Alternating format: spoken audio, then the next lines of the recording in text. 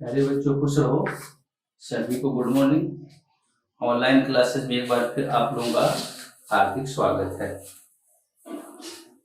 जैसा कि आप लोग जानते हो, बिजनेस मैनेजमेंट में हम लोगों ने 9 का अध्याय शुरू कर रखा है और आज हम इसमें पढ़ेंगे अनुबंध का अर्थ, परिभाषा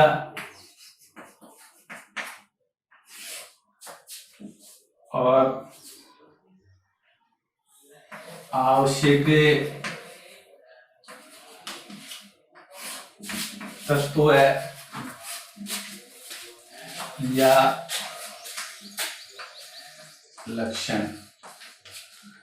आज का जो अपना टॉपिक है वो है meaning, definition, elements of context. आज हमें अनुबंध का अर्थ, परिभाषा और आवश्यक तत्व, लक्षण, इनके बारे में आज हम अध्ययन करेंगे। 9 का चैप्टर जब मैंने आपको शुरू किया, कल जो हम लोगों ने जो वीडियो बनाया था उसमें मैंने आपको बताया था जो व्यापारिक विधि है, संनियम है, इसका अर्थ मैंने आपको बताया था। इसका स्कोप जो है इंडियन कॉमर्शियल लॉ है, इसका जो स्कोप मैंने आपको बताया था, इसके सोर्स मैंने आपको बताए थे। आज का जो अपना टॉपिक है वो है अनुबंध का अर्थ, परिभाषा और आवश्यक तत्व है। तो सबसे पहले हम देखेंगे मीनिंग ऑफ ए कॉन्ट्रैक्ट। अनुबंध से आप क्या समझते हैं? तो अनुबंध शब्द की जो उत्पत्ति है वो लैटिन भाषा के कॉन्ट्रैक्टम शब्द से हुई। कॉन्ट्रैक्टम शब्द से हुई, जिसका अर्थ होता है आपस में मिलना। यानी किसी भी अनुबंध या ठहराव के लिए एक या एक से अधिक जो व्यक्ति होते हैं वो आपस में मिलते हैं। तो इस प्रकार से हम कह सकते हैं कि अनुबंध एक ऐसा ठहराव है जिसमें 2 या 2 से अधिक व्यक्तियों के मध्य अधिकार और दायित्व की उत्पत्ति होती है। दूसरे शब्दों में हम ऐसे भी कह सकते हैं कि कोई भी ऐसा ठहराव जो होता है जो राजनियम द्वारा परिवर्तनीय करवाया जा सकता है, उसे अनुबंध कहा जा सकता है। इस प्रकार से अनुबंध की जो उत्पत्ति होती है वो ठहराव से होती है, अर्थात प्रस्ताव पहले से स्वीकृति, ठहराव, ये ठहराव होता है। प्रस्ताव मतलब स्वीकृति और ठहराव, यानी एक पक्षकार द्वारा दूसरे पक्षकार के सामने अपनी इच्छा प्रकट करना, ये प्रस्ताव है, और दूसरे पक्षकार द्वारा उस पर अपनी स्वीकृति प्रदान कर देना, ये ठहराव है। अब ठहराव से अनुबंध की उत्पत्ति होती है, यानी कोई भी ऐसा ठहराव जो होता है जिसको राजनियम द्वारा परिवर्तनीय करवाया जा सकता है। जैसे अनुबंध ठहराव पहले से राजनियम द्वारा परिवर्तनीय। तो इस प्रकार से कोई भी ऐसा ठहराव जिसको राजनियम द्वारा परिवर्तनीय करवाया जा सकता है उसे अनुबंध कहा जा सकता है। इसको हम इस प्रकार से भी देख सकते हैं। अनुबंध जो होता है प्रस्ताव प्लस स्वीकृति ठहराव प्लस राजनियम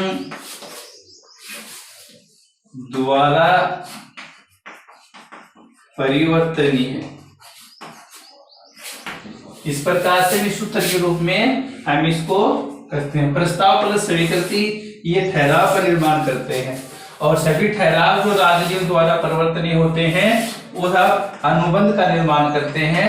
उसमें अनुबंध का निर्माण होता है।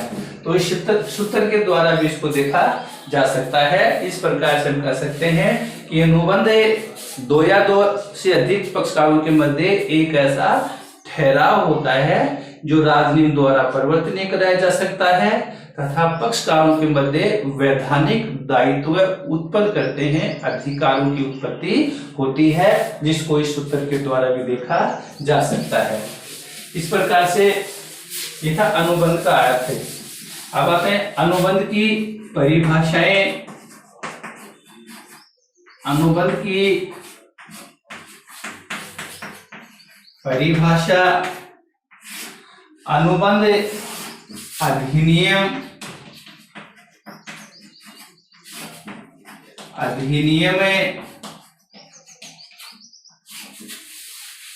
1872 की धारा 2H के अनुसार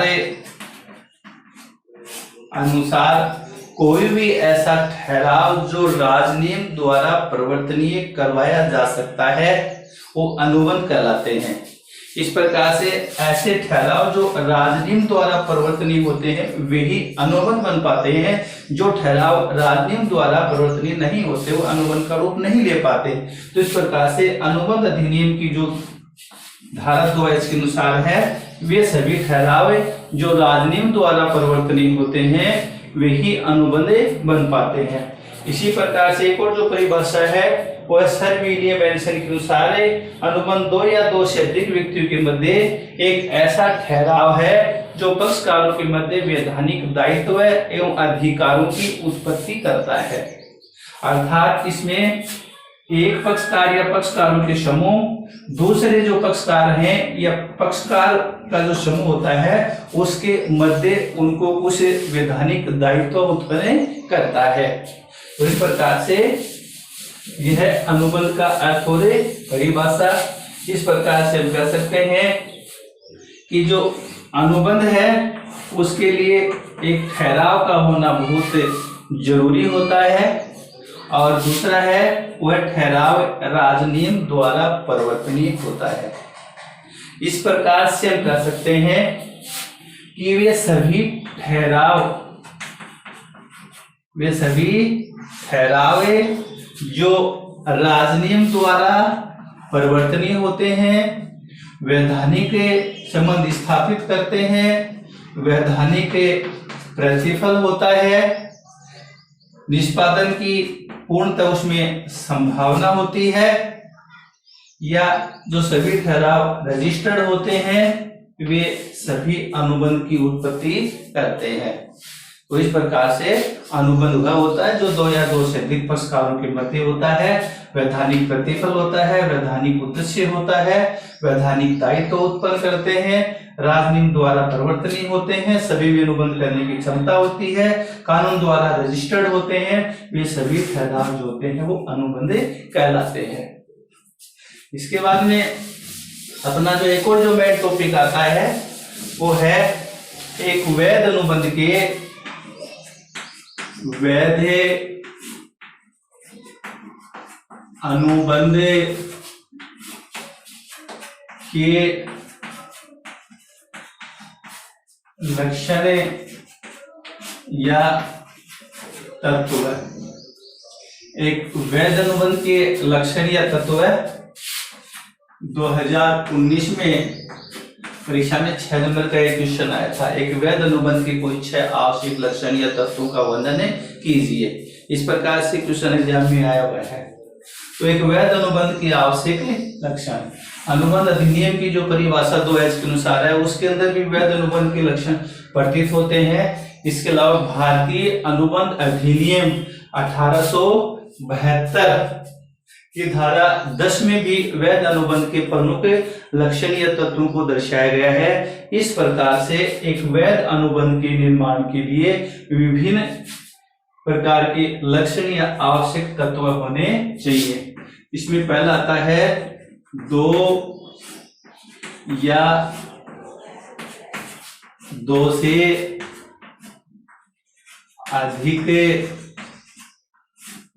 पक्षकारों का होना। पक्षकारों का होना।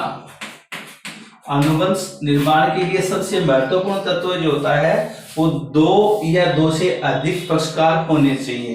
यानी इसके अंदर एक प्रस्तावक होता है, एक प्रस्ताव ग्रहीता होता है, एक वचनदाता होता है, एक वचन ग्रहीता होता है, एक प्रस्ताव को रखने वाला होता है, दूसरा स्वीकार करने वाला होना चाहिए। एक वचनदाता है तो एक वचन ग्रहीता होना चाहिए। इस प्रकार से दो या दो से अधिक पक्षकारों का होना चाहिए। जिस प्रकार से शादी के लिए वर और वधू की आवश्यकता होती है, उसी प्रकार से किसी भी अनुबंध के निर्माण के लिए कम से कम दो पक्षकार होने चाहिए।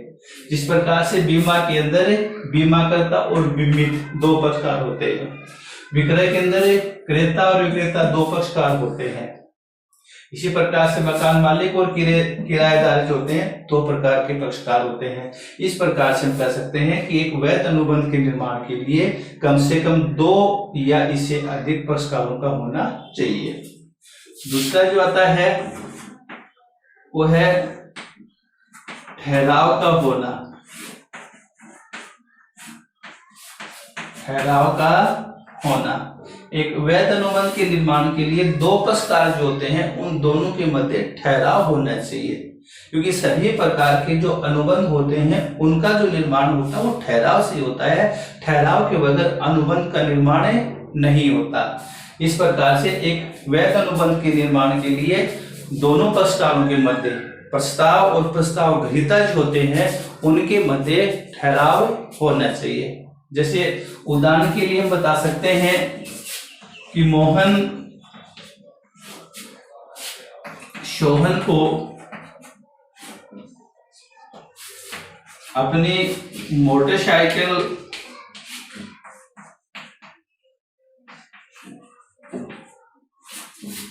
50,000 रुपए में 50,000 रुपए में बेचने का अनुबंध करता है, बेचने का कॉन्ट्रैक्ट करता है। तो इस प्रकार से मोहन और सोहन के मध्य ये जो एक ठहराव है, यानी सोहन और मोहन सोहन को अपनी मोटरसाइकिल बेचता है, तो इस प्रकार से मोहन का जो प्रतिफल है वो ये 50,000 रुपए है। तो इस प्रकार से दोनों के मध्य किया गया ये ठहराव है। तो इस प्रकार से एक वैध अनुबंध के लिए ठहराव का होना बहुत आवश्यक होता है। तीसरा जो आता है वो है वैधानिक दायित्व स्थापित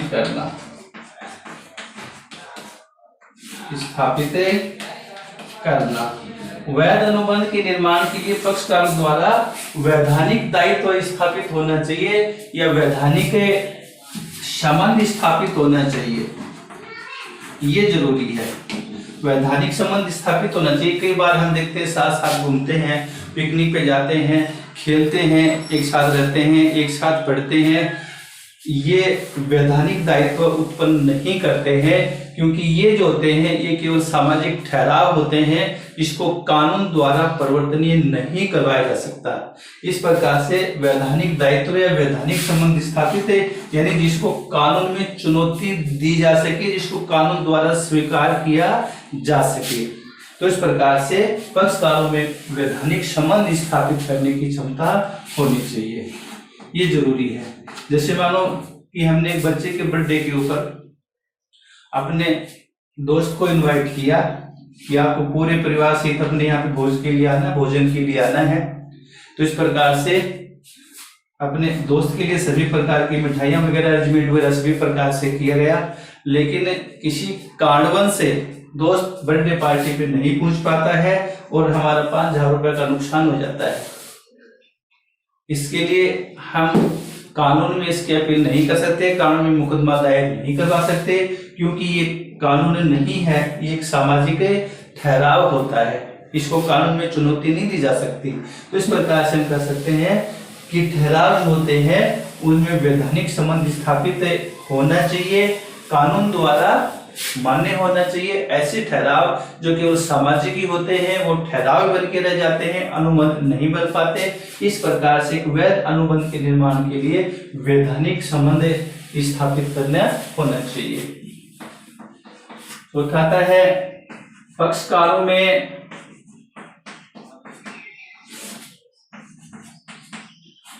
अनुबंध करने की क्षमता।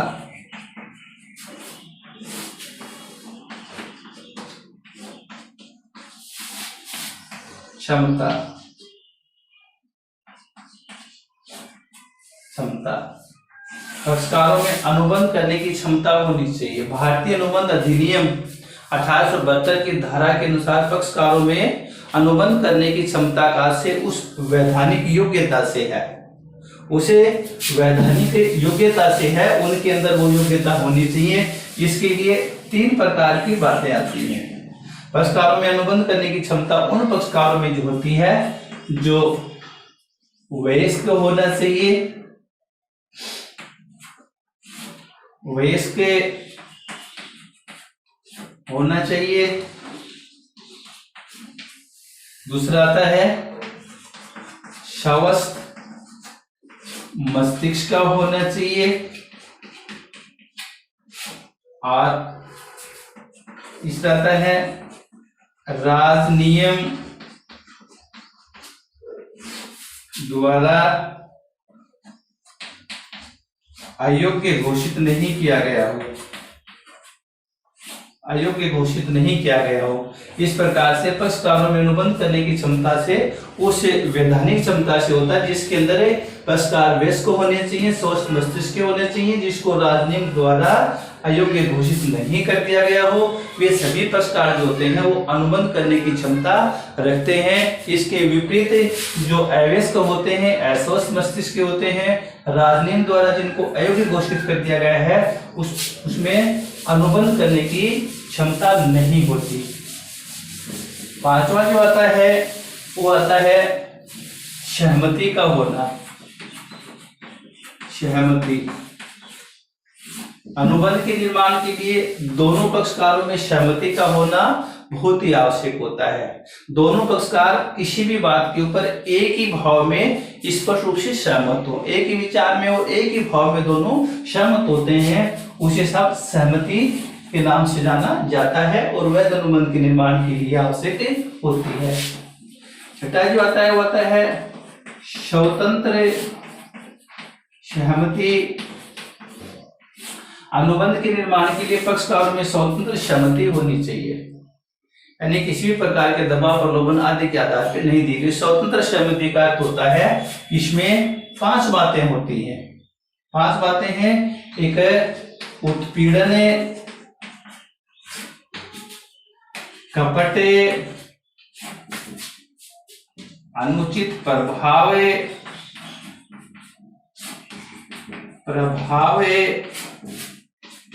मिथ्या वर्णन और त्रुटि या गलती। इस प्रकार से स्वतंत्र सहमति वह होती है जो उत्पीड़न, कपट, अनुचित प्रभाव, मिथ्या वर्णन, त्रुटि या गलती आदि के प्रभाव में आकर न दी गई हो, यानी इनका प्रभाव इसके ऊपर नहीं हो, उसको स्वतंत्र सहमति के नाम से जाना जाता है। 7वां जो आता है वो है वैधानिक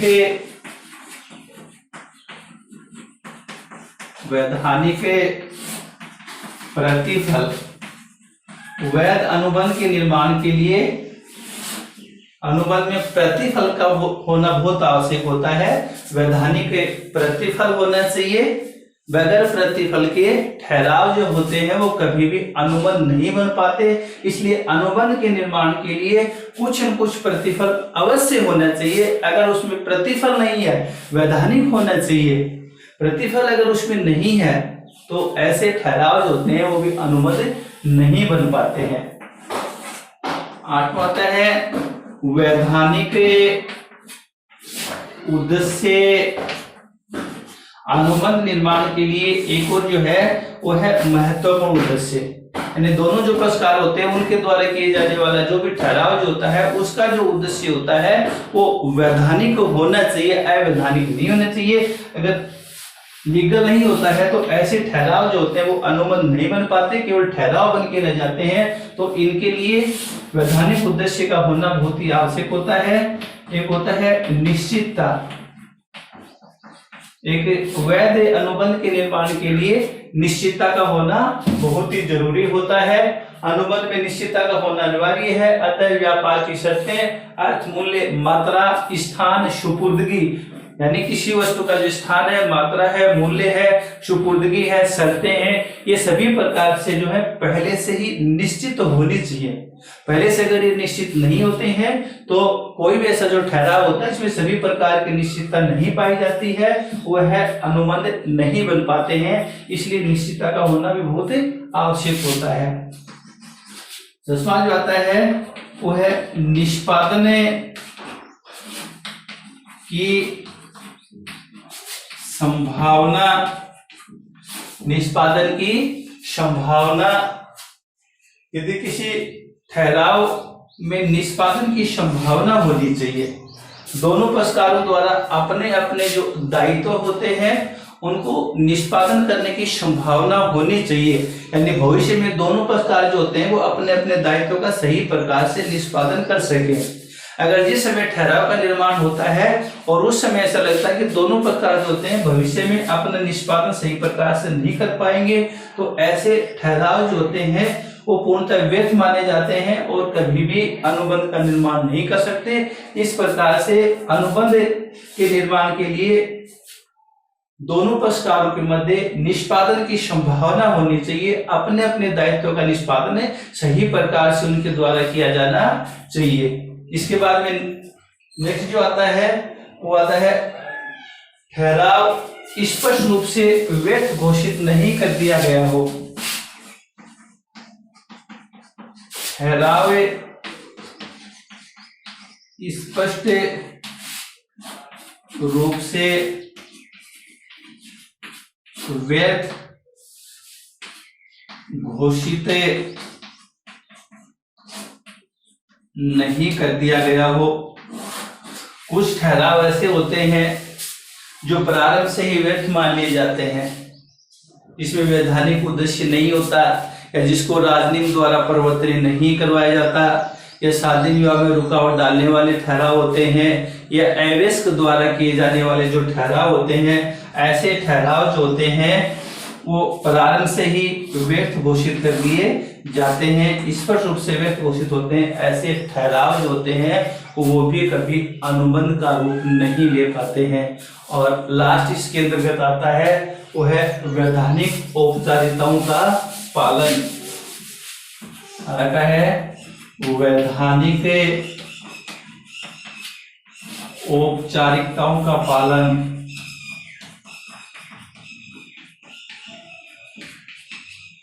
का पालन, वैधानिक औपचारिकताओं का पालन। इस प्रकार से अनुबंध के निर्माण के लिए दोनों पक्षकार जो होते हैं उसे वैधानिक औपचारिकताएं, कानून संबंधी बनाए गए सभी नियम और कानून जो होते हैं उन सभी का उनको पालन किया जाना चाहिए। उनके अनुसार ही उनको सभी ठहराव और अनुबंध किए जाने चाहिए। अगर कानून द्वारा बनाए गए अनेक प्रकार के जो कानून जो बनाए गए हैं या सरकार द्वारा बनाए गए अनेक प्रकार के जो कानून हैं उनका दोनों पक्षकारों के द्वारा अगर सही प्रकार से पालन नहीं किया जाता है या कानून के विरुद्ध किए जाने वाले जो भी ठहराव या अनुबंध होते हैं वो भी अनुबंध नहीं बन पाते हैं। सही प्रकार से वह सभी ठहराव जो कानून का जिसमें उल्लंघन होता है, कानून की पालना नहीं होती है, ऐसे ठहराव जो होते हैं वो भी कभी अनुबंध नहीं बन पाते हैं। इसलिए वैधानिक औपचारिकताओं का पालन किया जाना चाहिए। तो इस प्रकार से आज हमने पढ़ा कि अनुबंध क्या होता है। अनुबंध दो या दो से अधिक पक्षकारों के मध्य किया गया कोई भी ऐसा ठहराव होता है जो राजनीति द्वारा परिवर्तनीय होता है तथा दोनों पक्षकारों के मध्य वैधानिक दायित्व अधिकारों की उत्पत्ति करता है। अर्थात एक सूत्र में हम लोगों ने ये भी देखा कि अनुबंध जो होता है उसमें पहले प्रस्ताव प्लस स्वीकृति बरोबर ठहराव, ठहराव प्लस राजनियम द्वारा परिवर्तनीय बरोबर अनुबंध। तो ये सूत्र भी हम लोगों ने देखा। इसके बाद में हम लोगों ने आपको बताया था कि वे सभी ठहराव अनुबंध होते हैं जो वैधानिक दायित्व उत्पन्न करते हैं, वैधानिक उद्देश्य होता है, वैधानिक प्रतिफल होता है, राजनीति द्वारा परिवर्तनीय करवाया जा सकता है, कानून द्वारा रजिस्टर्ड होते हैं, वे सभी ठहराव होते हैं वो अनुबंध बन पाते हैं। इसके बाद में हम लोगों ने एक वैध अनुबंध के लिए कौन कौन सी आवश्यक तत्व होते हैं इनका हम लोगों ने विस्तार से अध्ययन किया। कल हम इस चैप्टर से संबंधित यानी अनुबंध से संबंधित जो महत्वपूर्ण शब्दावली होती है, अक्सर परीक्षा में उनमें से 4 या 5 नंबर क्वेश्चन हर साल आते हैं, तो उसका हम लोग विस्तार से कल अध्ययन करेंगे। तब तक के लिए धन्यवाद।